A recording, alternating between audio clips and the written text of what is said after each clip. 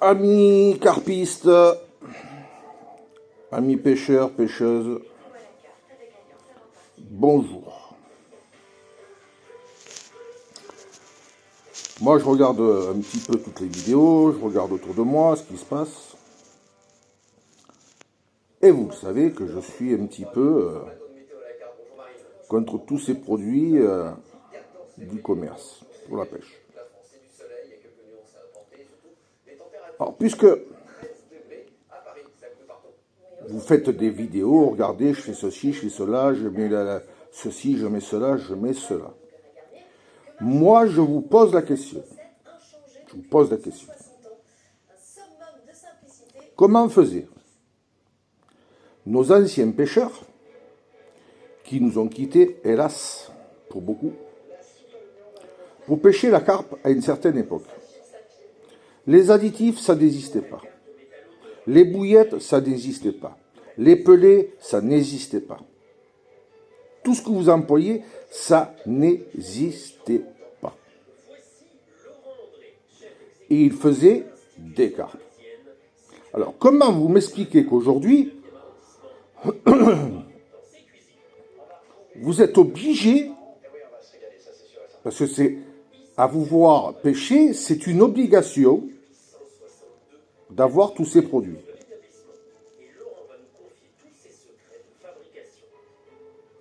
Moi, je crois plutôt qu'on vous a ancré dans la tête qu'il fallait tous ces produits. Et pour certains, c'est parce que vous représentez une marque et ça vous permet d'accéder à du matériel.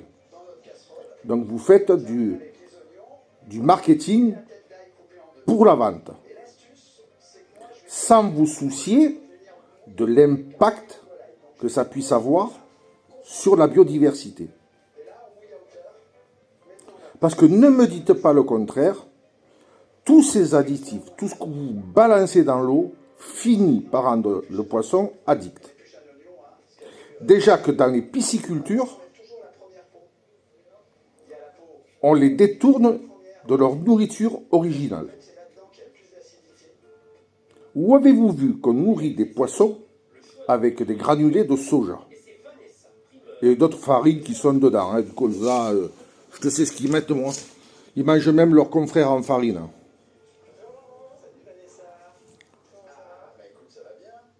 Alors qu'on sait qu'à la base des gardons, tout ça, ça mange des larves.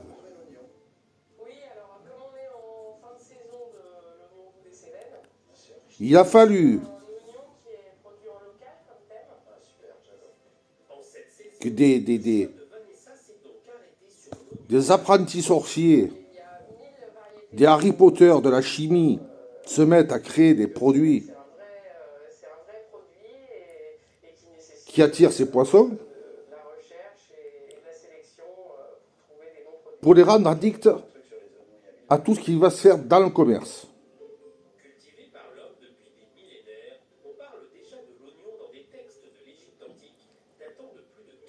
Parce qu'aujourd'hui, vous allez n'importe où, dans n'importe quel étang, je parle d'étang, attention, d'étang, vous y allez qu'avec des asticots, mais vous faites rien.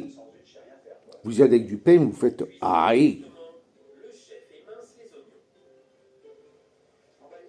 Il faut à tout prix balancer des amorces, des ci, des là, des patins, des couffins.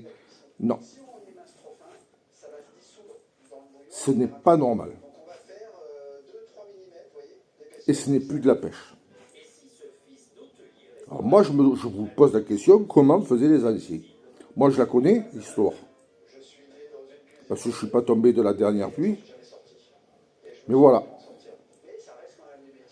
Est-ce qu'aujourd'hui, là, après que vous aurez vu ma vidéo, est-ce que vous êtes prêts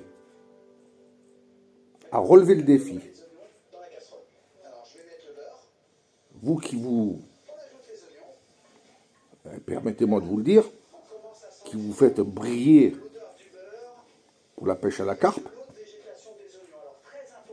est-ce qu'aujourd'hui vous êtes prêts à relever le défi en utilisant aucun additif, aucune amorce, aucune bouillette, en utilisant uniquement du maïs, de la fève, le pois chiche, et ensuite le bouquet d'asticots. Est-ce que vous êtes prêt à relever le défi en utilisant ces produits-là, naturels, en amorce et en échage? Est-ce que vous êtes prêt à relever le défi?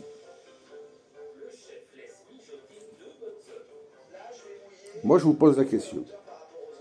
Et puis là, on verra si vous faites autant de gardons. Autant de carpes, je veux dire. On verra.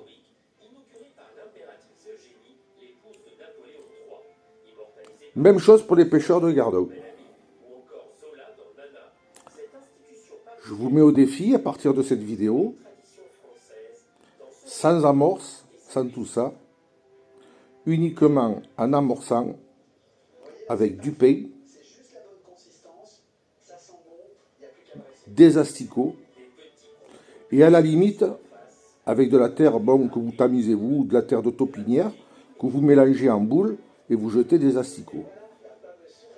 Est-ce que vous êtes prêts vous aussi à relever le défi? Pour démontrer qu'il n'y a pas besoin, de tous ces produits. Est-ce que vous êtes prêts à relever le défi? Voilà. Et puis on verra si vous sortez autant de bourriches pleines. C'est là où je veux en venir. Parce qu'avec tous ces produits, de bientôt vous aurez la baguette magique, vous ferez comme Harry Potter. Vous frapperez au-dessus de l'eau et les gardons ils vont sauter dedans votre bourriche. Et moi, je vous mets au défi de revenir aux choses simples. Voilà. Est-ce que vous êtes prêts à relever le défi? Je vous pose la question.